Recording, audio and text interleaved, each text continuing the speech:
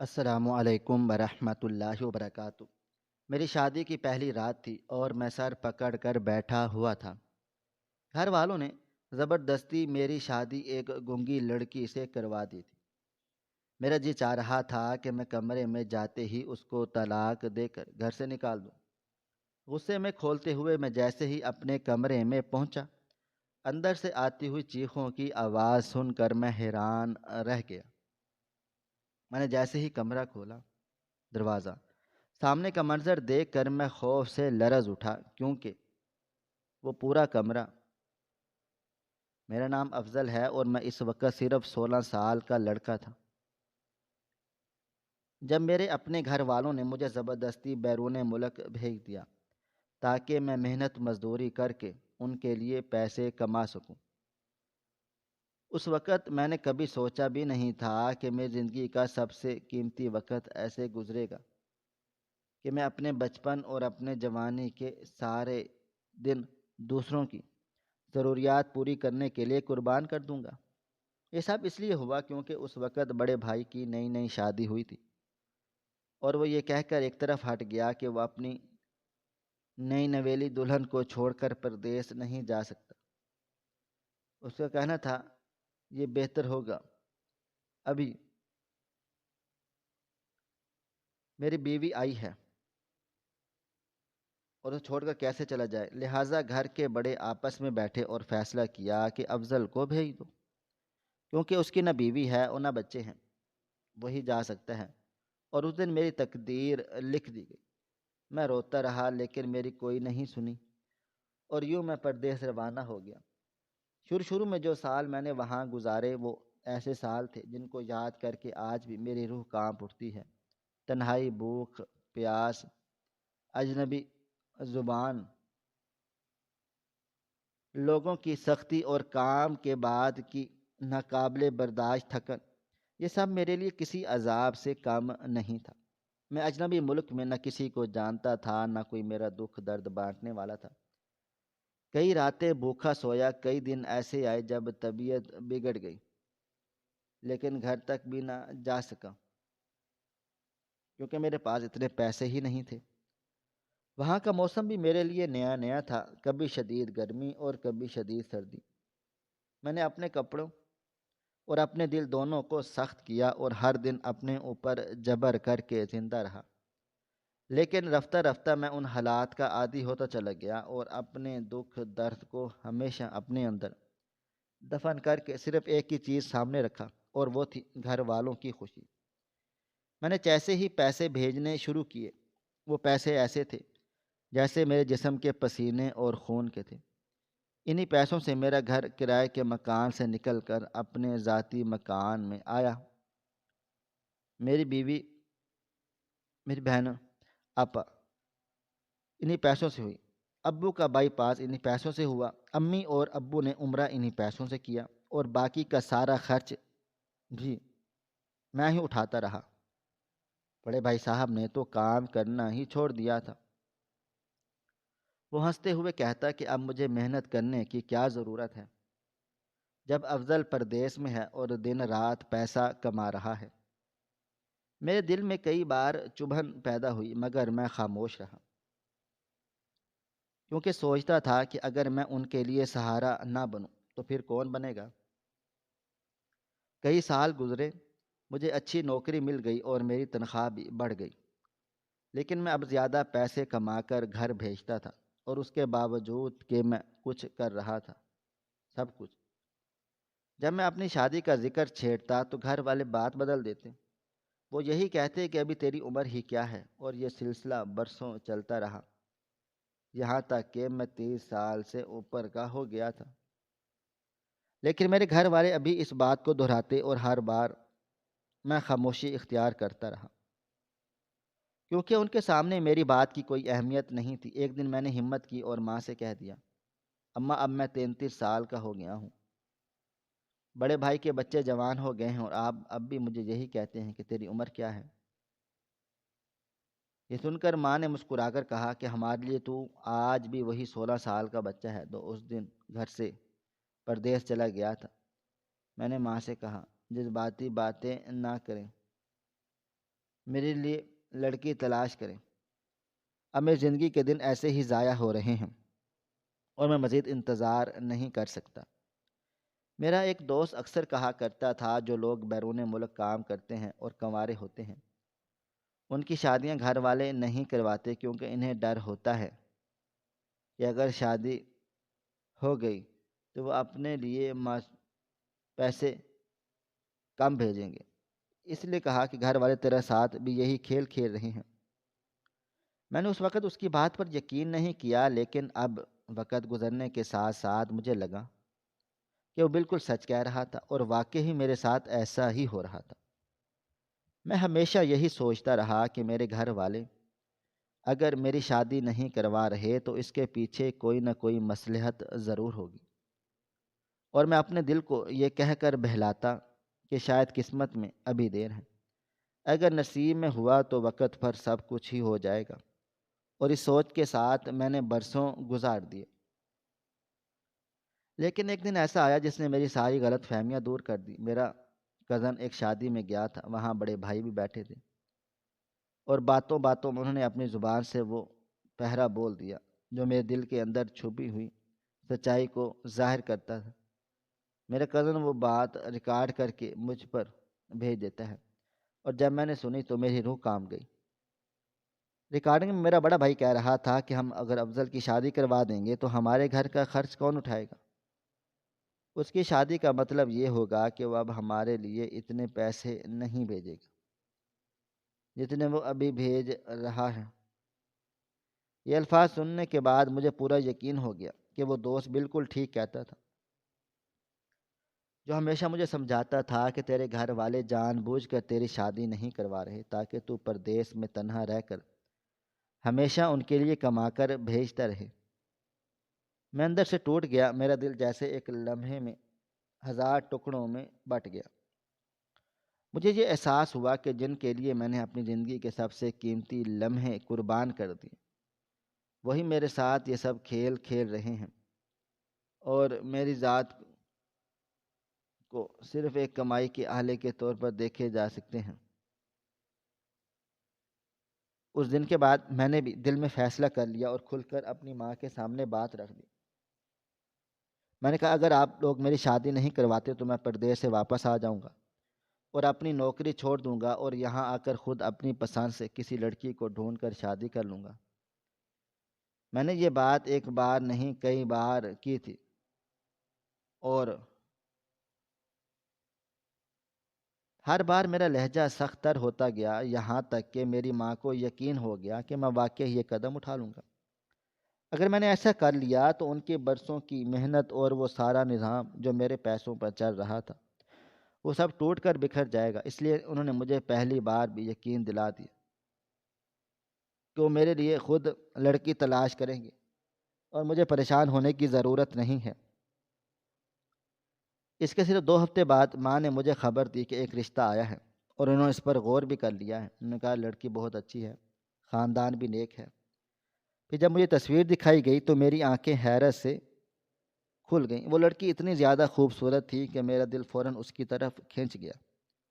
اس کا نام مریم بتایا گیا، اور جیسے ہی تصویر سامنے آئی میرے دل نے وہیں فیصلہ کر لیا کہ یہ وہی ہے جسے میں اپنی زندگی کا ساتھی بنا سکتا ہوں۔ میں نے عام طور پر پہلی نظر میں کسی پر بات پر ہاں نہیں کرتا تھا، لیکن اس بار معاملہ مختلف تھا۔ اگر وہ لڑکی کوئی عام سی ہوتی تو میں سوچنے میں وقت لگاتا، مگر چونکہ وہ دلکش اور معصوم چہرے والی تھی اس لیے میں نے پہلے ہی تصویر پر ہاں کر دی۔ اماں نے کہا کہ اب شادی کی تیاریاں شروع کرنی ہیں۔ لڑکی والے چاہتے ہیں کہ شادی مہینے کے اندر اندر ہو جائے، لیکن زیادہ وقت نہ لگے،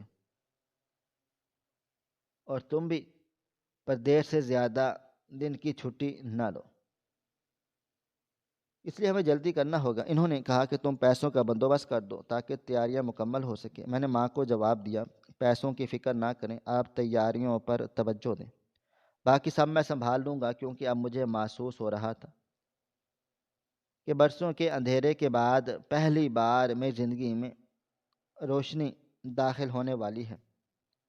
گھر میں شادی کی تیاریاں بھرپور طریقے سے چل رہی تھی، ہر طرف خوشی اور رونق کا ماحول تھا، لیکن اصل دکھ یہ تھا کہ میں وہاں موجود نہ تھا، کیونکہ میرے کام کی نوعیت ایسی تھی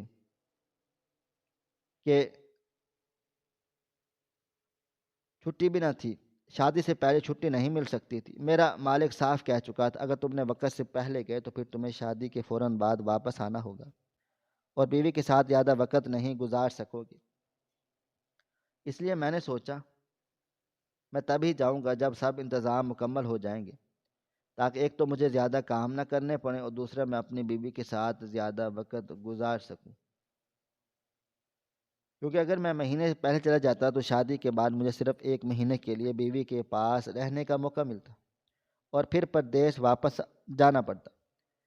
یہ سوچ میرے ذہن میں ہر وقت رہتی اور میں اسی امید پر خاموشی سے کام میں لگا رہا۔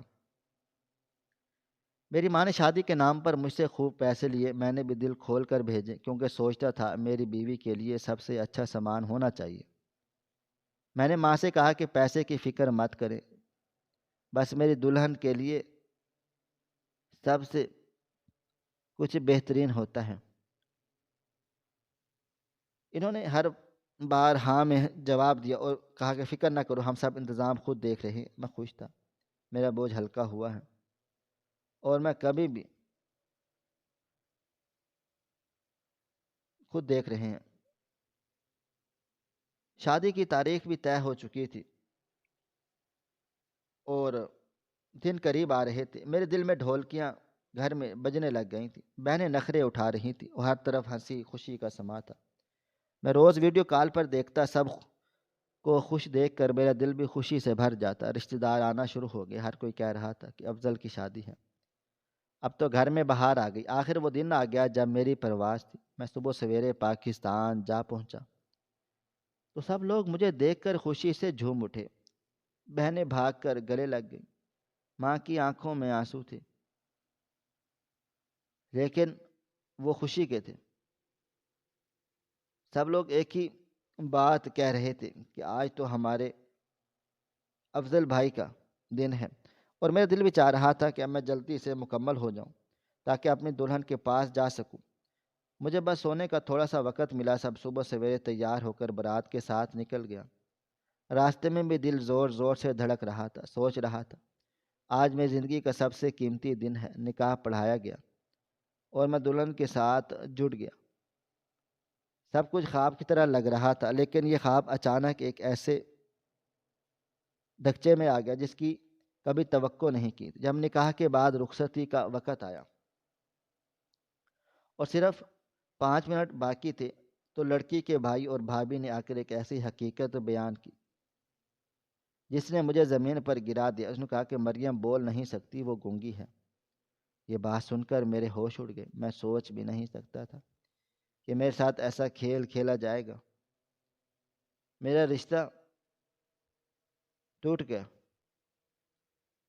میرا دل ٹوٹا، میرا دماغ چکرا گیا اور میں حیرت سے ڈوب گیا کہ آخر یہ سب میرے ساتھ کیوں ہوا۔ میں نے فوراً ماں کی طرف دیکھا اور پوچھا یہ کیا ماجرا ہے؟ کیا آپ لوگوں کو پہلے یہ پتہ نہیں تھا؟ ماں نے نظریں جھکا لیں اور کہنے لگی کہ ہمیں خود بھی نہیں معلوم تھا۔ میں نے تڑپ کر کہا یہ کیسے ممکن ہے؟ آپ سب رشتے کی باتیں کرتے رہے، آپ نے تصویریں دکھائیں، خاندان والوں سے ملاقاتیں ہوتی رہیں، تو آپ نے کبھی یہ بات کیسے پتہ نہ چلی؟ لیکن ماں بضد تھی کہ وہ لوگ ابھی بتا رہے ہیں کہ ہمیں آج معلوم ہوا ہے۔ اب چونکہ نکاح ہو چکا ہے اس لیے بدمزگی مت کرو اور خاموشی سے رخصتی کروا کر دلہن کو لے جاؤ۔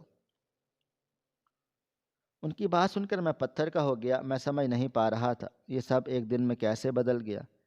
میری آنکھوں کے سامنے خواب بکھر گئے اور دل کی ساری خوشیاں ختم ہو گئیں اور ایک خالی پن میرے وجود پر حاوی ہو گیا۔ نکاح ہو چکا تھا، سب لوگ موجود تھے، سب کے چہروں پر خوشی تھی، لیکن میرے دل میں ایک ایسا زخم تھا جسے بیان کرنے کے لیے میرے پاس کوئی لفظ نہیں تھا۔ میری بیوی کو نکاح کے بعد میرے کمرے میں بٹھا دیا گیا۔ سارا دن کے شور شرابے اور مہمانداری کے بعد مہمان بھی تھک ہار گئے۔ سب نے کھانا کھایا، گپ شپ کی اور پھر ایک ایک کر کے کمروں میں جا کر سو گئے۔ گھر میں ایک الگ سی خاموشی چھا گئی، لیکن میرے دل میں طوفان برپا تھا۔ میں اس خاموشی کے اندر اپنے اندر کے شور کو چھپا نہیں سکا۔ میں سیدھا امی ابو کے کمرے میں گیا۔ وہاں جا کر میں نے سوال کر ڈالا جو میرے دل کو اندر ہی اندر کھائے جا رہا تھا۔ میں نے کہا کہ آپ لوگوں نے میرے ساتھ کیا کیا ہے؟ یہ کیسی شادی تھی؟ ایک ایسا فیصلہ تھا جس میں مجھے اندھیرے میں رکھا گیا۔ امی ابو پہلے تو نظریں جھکائے خود بیٹھے رہے، پھر تھوڑی دیر کے بعد امی نے بہانہ کر دیا امی نے بہانہ بنا دیا اور کہا کہ ہمیں خود پتہ نہیں چلا۔ ہمیں لگا کہ لڑکی شرمیلی ہے اس لیے بات نہیں کرتی، وہ ہمیشہ سر جھکا کے بیٹھی رہتی، یہی وجہ تھی کہ ہمیں کوئی شک نہ ہوا۔ لیکن صاف ظاہر تھا کہ وہ لوگ سچ نہیں بول رہے تھے۔ میں ان کے چہروں کے تاثرات سے سمجھ گیا۔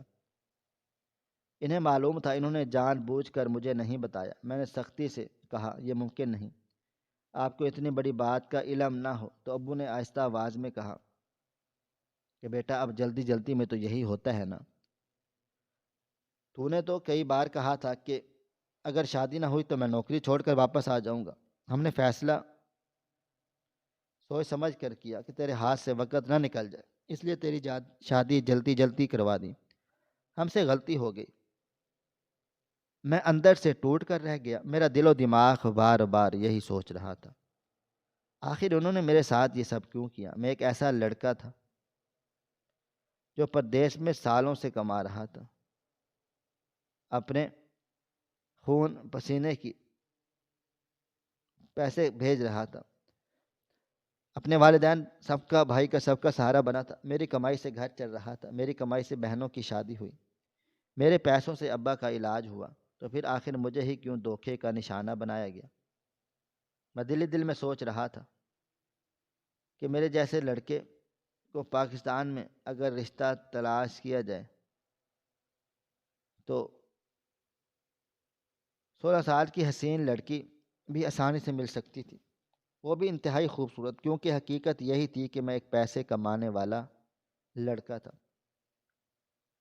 میری اچھی خاصی نوکری تھی اور لوگ ایسی کو رشتہ دینے میں کبھی ہچکچاہٹ نہیں کرتے، لیکن میرے باپ باپ نے جانے کس مجبوری یا کس لالچ میں آ کر مجھے اس رشتے میں جکڑ دیا، جس کا انجام مجھے ایک سزا کی طرح بھگتنا پڑ رہا تھا۔ میں یہی سوچ کر آیا تھا کہ نکاح کے بعد بھائی کی بیوی کا پاسپورٹ بنوا دوں، اسے اپنے ساتھ پردیس لے جاؤں گا اور اپنی زندگی نئے سرے سے شروع کروں گا، اور اس کے ساتھ ہنسوں گا، باتیں کروں گا، دل کی ہر بات کہوں گا اور وہ مجھے جواب دے گی، میرے دکھ سکھ کی ساتھی بنے گی۔ لیکن اب یہ خواب حقیقت سامنے آ گئی کہ میری بیوی بول ہی نہیں سکتی، تو میرے خواب چکنا چور ہو گئے، ایک جھٹکے میں ٹوٹ گئے۔ میرے دل میں نفرت اور بیزاری نے گھر کر لیا۔ میرا دل چاہ رہا تھا کہ میں اسی وقت اس کو طلاق بول دوں اور خاموشی سے سفر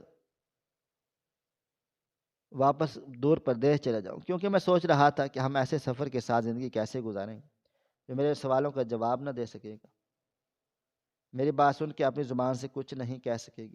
یہ تو میرے لیے کسی سزا سے کم نہ تھا۔ اگر یہی سب ہونا تھا تو پھر میں پردیس میں کوئی لڑکی ڈھونڈ لیتا اور وہیں شادی کر لیتا۔ کم از کم میرے اس شادی میں میرے پاس پچھتاوا نہ ہوتا۔ میری ماں اور بار بار کہہ رہی تھی کہ اب کو تو نکاح ہو گیا ہے، اب تو رخصتی ہو گئی ہے، اب مدمزگی نہ پیدا کرو، اب اپنے کمرے میں چلا جاؤ، وہاں جا کے اپنی بیوی کے پاس بیٹھ جا، یہیں کھڑا رہے گا یا کیا کرے گا؟ لیکن میرا دل ماننے کو تیار نہیں تھا۔ میں کمرے کی طرف جانا ہی نہیں چاہ رہا تھا۔ میں سوچ رہا تھا کہ وہ حسین خواب جو میں نے برسوں سے سجائے تھے وہ کس طرح بکھر کر میرے سامنے راکھ کا ڈھیر بن گئے۔ میں نے خواب دیکھا تھا کہ ایک دن میری دلہن میرے کمرے میں ہوگی، وہ مسکرا کر مجھ سے باتیں کرے گی، پھر میرے ساتھ اپنی زندگی گزارنا شروع کر دے گی،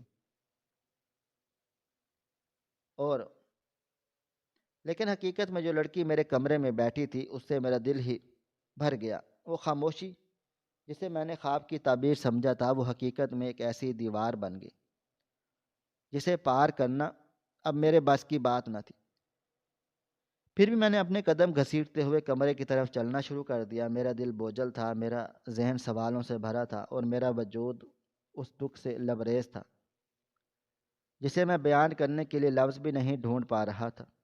میں اپنے کمرے کی طرف قدم بڑھا رہا تھا اور دل میں عجیب سا بوجھ لیے سوچ رہا تھا کہ زندگی کا کیا کروں جو ابھی شروع ہوئی تھی ہی نہیں تھی اور ختم ہوتی دکھائی دے رہی تھی۔ میرے ذہن میں ایک ہی بات بار بار آ رہی تھی کہ یا تو اس لڑکی کو طلاق دے دوں یا پھر اسے یہیں چھوڑ کر واپس پردیس چلا جاؤں۔ میں سوچ رہا تھا کہ میں واپس اپنی نوکری پر چلا جاؤں گا، وہ کسی اور لڑکی سے شادی کر لوں گا اور مریم کا نام اپنے ساتھ رہنے دوں گا۔ وہ میری بیوی کہلائے گی، لوگوں کی نظروں میں قید بھی نہ ہوگی، عزت بھی مل جائے گی، اور میں نے کبھی کبھار اس کے لیے پیسے بھیج دوں گا تاکہ اس کی زندگی کٹتی رہے، مگر میرے ساتھ کوئی رشتہ باقی نہ ہوگا۔ ایک پل میرے دل و دماغ نہ جانے کتنے راستے سوچ لیے، لیکن کوئی بھی میرے دل کو سکون دینے والا نہ تھا۔ جب میں کمرے کے قریب پہنچا تو اچانک میرے قدم رک گئے، کیونکہ اندر سے چیخنے کی آوازیں آ رہی تھیں، اور میں حیران تھا کہ آواز کس کی ہے، کیونکہ جہاں تک میرا علم تھا وہ ایک گونگی ہے، پوری طرح چیخ نہیں سکتی، اس کی تو بہت ہلکی سی آواز نکل سکتی ہے، لیکن جو یہ آواز میں سن رہا تھا وہ بالکل صاف اور پوری تھی۔ میرے دل میں شک سا پیدا ہوا، میں نے جلدی سے کمرے کا دروازہ کھولا اور اندر داخل ہوا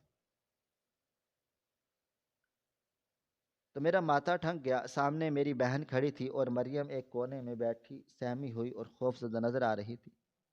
میں نے بہن کو دیکھا اور حیرت سے پوچھا، تم یہاں کیا کر رہی ہو؟ تمہارا یہاں کیا کام ہے؟ تو وہ گھبرا کر بولی، میں تو بس ایسے ہی کوئی بات سمجھانے آ گئی تھی، اور شاید یہ سب کچھ سمجھ گئی ہوں اور ڈر بھی گئی ہوں، اس لیے چیخنے چلانے لگ گئی تھی۔ اور میں نے سخت سوال لہجے میں کہا، اب تم یہاں سے چلی جاؤ، تمہارے اس گھر میں کوئی کام نہیں۔ بہن نے نظریں جھکائیں اور خاموشی سے باہر نکل گئی۔ اس کے جانے کے بعد مریم ایک طرف بیٹھ گئی، اس کے چہرے پر خوف کے آثار ابھی بھی نمایاں تھے۔ میں نے کچھ دیر اسے دیکھا، پھر دل کا غصہ زبان پر آ گیا۔ میں نے کہا، تمہارے بھائی اور بھابھی نے مجھے دھوکہ دیا، انہوں نے کہا تھا کہ تم بول نہیں سکتی، تمہیں میرے ساتھ باندھ دیا گیا ہے، اور مجھے یہ لگا کہ شاید تم سن بھی نہیں سکتی، کیونکہ اکثر کہا جاتا ہے کہ جو نہیں سنتا وہ بول بھی نہیں سکتا۔ میں نے اس کی طرف دیکھ کر پوچھا، کیا تم میری بات سن سکتی ہو؟ اس نے آہستہ سے سر ہلا کر اشارہ کیا۔ میرے دل کو ایک لمحے کے لیے سکون آیا، چلو سننے کی صلاحیت تو ہے۔ پھر میں نے سخت لہجے میں کہا، لیکن مجھے تم سے کوئی رشتہ نہیں رکھنا، میں نے فیصلہ کر لیا ہے کہ میں تمہیں چھوڑ کر جا رہا ہوں۔ یہ رشتہ، شادی میرے لیے ایک غلطی ہے، میں اس غلطی کو اپنے ساتھ نہیں جکڑ سکتا۔ میری بات سن کر اچانک وہ اٹھی اور میری آنکھوں کے سامنے آ کر رونے لگی، اور پھر کھڑکیوں کی طرف نظر چلی گئی تھی، اور انہوں نے بھی بند کرنے لگی، پردے نیچے گرائے اور کمرے کو مکمل اندھیرا کر دیا۔ میں حیران رہ گیا، میں سوچنے لگا یہ کیا کر رہی ہے؟ میں تو اسے چھوڑنے کی بات کر رہا ہوں، اور یہ کمرے کو اس طرح بند کر رہی ہے جیسے میں اس کے ساتھ کوئی خاص اور راز و نیاز کی بات کرنے والا ہوں۔ میرا دل اور زیادہ بھاری ہو گیا۔ میں نے کہا، میری بات سنو، مجھے گونگی لڑکی کے ساتھ زندگی نہیں گزارنی، مجھے تمہارے ساتھ زندگی نہیں چاہیے۔ تم سن سکتی ہو، تمہیں میری بات سمجھ آ رہی ہے نا؟ میں بار بار یہی کہہ رہا تھا، یہ رشتہ میرے لیے بوجھ ہے۔ اچانک اس نے میرا ہاتھ پکڑ لیا اور میرے قریب آ کر بیٹھ گئی۔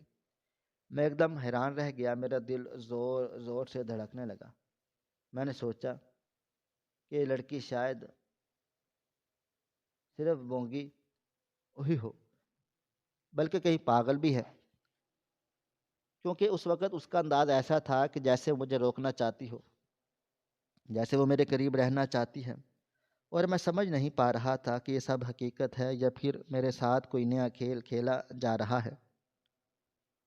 اس کے بعد جو ہوا وہ دیکھ کر میں اور سن ہو کر رہ گیا، حیران رہ گیا۔ میری آنکھیں کھلی کی کھلی رہ گئی، کیونکہ وہ لڑکی جسے میں گونگی سمجھ رہا تھا اچانک بولنے لگی۔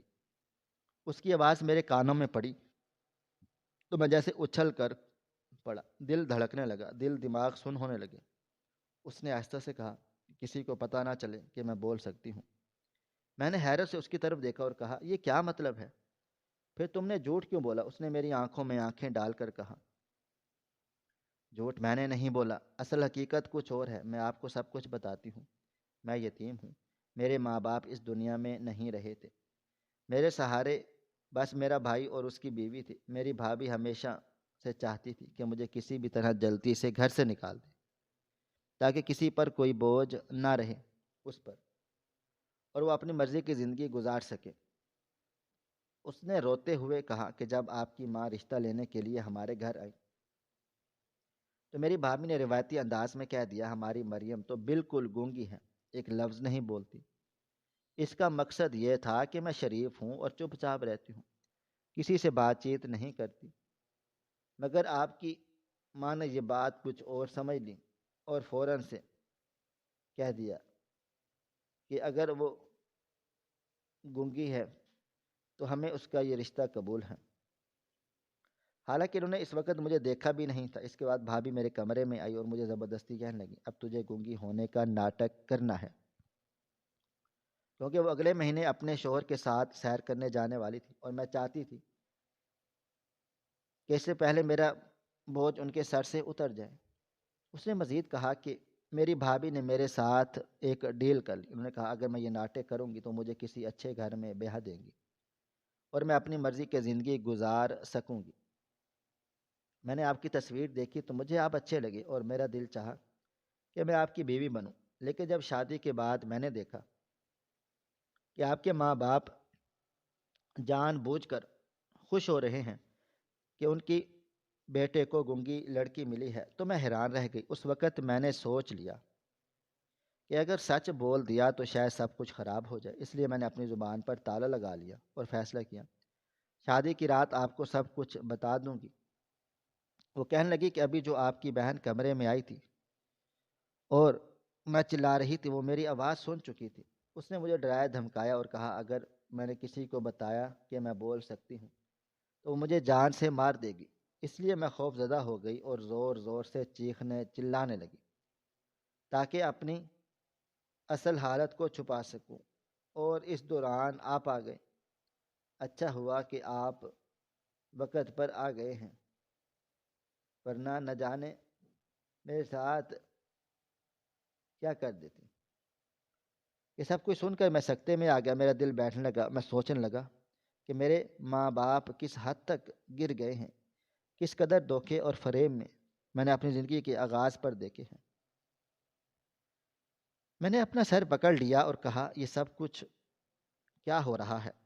میں جب اس کے قریب جا کر کہا تم ابھی گونگی ہونے کا ہی ناٹک جاری رکھو، کسی کو یہ خبر نہیں ہونی چاہیے، تم بول سکتی ہو، میں تمہیں ہرگز نہیں چھوڑوں گا کیونکہ اب تم میری بیوی ہو اور مجھے تم اچھی لگی ہو۔ میں مانتا ہوں کہ میں گھبرا گیا تھا، لیکن میری جگہ کوئی بھی ہوتا تو وہ گھبرا ہی جاتا۔ اس نے میری بات کو سمجھا اور آنکھوں میں آنسو لیے اسبات میں سر ہلا دیا۔ میری جان میں جان آئی اور میں نے فوری طور پر اس کا پاسپورٹ بنوانے کے لیے کاغذات جمع کرا دیے۔ مجھے پتا تھا کہ عام طور پر یہ کام وقت لیتا ہے، اگر زیادہ پیسے دیے جائیں، رشوت دی جائے تو ارجنٹ بنیادوں پر یہ سب کچھ ممکن ہے۔ میں نے بھی ایسا کیا اور پیسے خرچ کر کے سب کچھ جلدی مکمل کروا لیا۔ پاسپورٹ ملنے کے بعد میں نے بہانے کے طور پر ہنی مون کی بات کی اور مریم کو اپنے ساتھ باہر لے گیا۔ جب ہم وہاں پہنچے تو میں نے پہلی فرصت میں ویڈیو کال کے ذریعے اپنی ماں باپ کو سب سچ سنا دیا۔ میں نے کہا کہ آپ لوگوں کا اصلی چہرہ میرے سامنے آ چکا ہے، آپ نے اپنے بیٹے کو دھوکہ دیا، آپ نے سوچا کہ مجھے دھوکہ دے کر گنگی لڑکی کے ساتھ باندھ دو گے، مگر اللہ نے میرے ساتھ اچھا کر دیا۔ اب اپنے بڑے بیٹے سے کہیں وہ آپ کا خرچہ اٹھائے اور اپنی بیوی بچوں کا بھی خیال کرے۔ جہاں تک میرا تعلق ہے میں اب آپ کو مہینے کے صرف 30,000 بھیجا کروں گا، 2 لوگوں کے لیے رقم کافی ہے۔ آپ لوگوں کے پاس پہلے ہی گھر ہے، گاڑیاں ہیں، سہولتیں ہیں، تو میں کیوں مہینے کے 1.5 لاکھ روپے آپ کو بھیجوں؟ اب میری اپنی زندگی ہے، میری اپنی بیوی ہے اور میری ذمہ داریاں ہیں۔ مہربانی، آپ نے میرے لیے برا سوچا لیکن اللہ تعالیٰ نے میرے ساتھ بھلائی کر دی۔ میرے گھر والے یہ سن کر ہکے بکے رہ گئے، ان کے پاس کوئی جواب نہ تھا۔ اس کے بعد وہ مجھے فون کال کرتے رہے لیکن میں ان کی کال کا جواب نہیں دیتا۔ میں نے ان کی دنیا الگ کر دی اور اپنی دنیا الگ بسا لی۔ مریم کے ساتھ میں نے ایک نئی زندگی کا آغاز شروع کر دیا تھا، وہ زندگی جس میں سچائی تھی، محبت تھی اور سکون تھا، اور دل ہی دل میں شکر ادا کرتا تھا کہ اللہ تعالیٰ نے مجھے وقت پر حقیقت دکھا دی اور مجھے رشتے میں وہ خوشی دی ہے جس کا میں نے خواب برسوں سے دیکھا تھا۔ جب میں نے فیصلہ کر لیا مجھے زندگی مریم کے ساتھ ہی گزارنی ہے تو دل کو ایک عجیب سا سکون ملنے لگا، کیونکہ شروع میں میرا ذہن بکھرا تھا، مجھے لگ رہا تھا کہ میری زندگی تباہ کر دی گئی، لیکن اب حالات بدل چکے تھے اور مریم بھی بری طرح سے زندگی میں ڈھلنے لگ گئی تھی۔ وہ بہت سمجھدار نکلی، اس نے میرے دل کو جیتنے کے لیے چھوٹی چھوٹی باتوں پر میرا خیال رکھا، کبھی مجھے وقت پر کھانا دیتی، کبھی میرے کپڑے سنبھالتی، اور جب میں کام پر جاتا تو وہ دعاؤں کے ساتھ مجھے رخصت کرتی۔ اس کی یہ عادتیں مجھے آہستہ آہستہ اس کی محبت میں کھینچنے لگیں۔ میں سوچتا تھا جس لڑکی کے بارے میں نے کہا تھا کہ اسے طلاق دے دوں گا یا پھر یہیں چھوڑ جاؤں گا، وہی لڑکی اب میری سب سے بڑی ضرورت بن گئی۔ مجھے اس کی خاموش مسکراہٹ میں سکون ملنے لگا، اس کی آنکھوں میں ایک ایسا اعتماد تھا جو مجھے حوصلہ دیتا تھا۔ وہ بار بار کہتی تھی آپ فکر نہ کریں، سب کچھ ٹھیک ٹھاک ہو جائے گا۔ مجھے لگتا تھا کہ اس نے میرے زخموں پر مرہم رکھ دیا ہو۔ ادھر میرے ماں باپ بار بار فون کال کرتے، میں ان کی کال دیکھ کر سوچتا تھا یہ وہی لوگ ہیں جنہوں نے مجھے دھوکہ دیا، جنہوں نے میری خوشی کی قیمت اپنے خرچے کے ساتھ لگائی۔ ایسے میں والدین کا کیا کروں جو بیٹے کے سامان سمجھتے ہیں، لیکن پھر دل کے کسی کونے سے آواز آتی ماں باپ ہیں چاہے جیسے بھی ہوں، ان کے لیے دل میں ایک ایسی جگہ رہتی ہے۔ لیکن پھر میں نے فیصلہ کیا کہ میں ان کے قابو میں نہیں آؤں گا، کیونکہ ایک بار جو دھوکہ مل جائے اس کے بعد اعتماد واپس نہیں آتا۔ مریم نے کہا اگر آپ چاہیں تو میں ان کے ساتھ بات کر لوں، لیکن میں نے منع کر دیا۔ میں نے کہا تمہیں اس جھوٹ اور دھوکے سے دور رکھنا ہی بہتر ہے۔ وہ مسکرا کر چپ ہو جاتی اور بس میری بات مان لیتی۔ میں نے اس کے ساتھ وقت گزارنا شروع کر دیا، ہم گھومتے پھرتے جاتے، کھانے کے لیے باہر نکلتے اور نئی نئی جگہ دیکھتے۔ وہ اتنی خوش ہوتی کہ اس کی ہنسی میرے دل کو چھو جاتی۔ مجھے لگتا کہ یہ ہنسی میرے گھر میں وہ روشنی لے کر آئی ہے جو برسوں سے غائب تھی۔ میں نے دل ہی دل میں سوچا اگر مریم جیسی بیوی ملے تو پھر زندگی میں کسی اور چیز کی کمی نہیں رہتی۔ اس نے میرا اعتماد بحال کیا، اس نے مجھے یہ احساس دیا کہ میں اکیلا نہیں ہوں، اور میں نے بھی اسے وعدہ کیا کہ میں ہمیشہ اس کا ساتھ دوں گا اور اسے کبھی بھی اکیلا نہیں چھوڑوں گا۔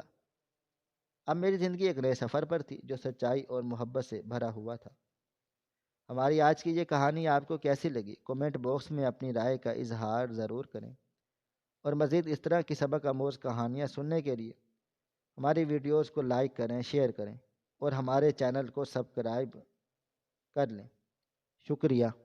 اللہ حافظ۔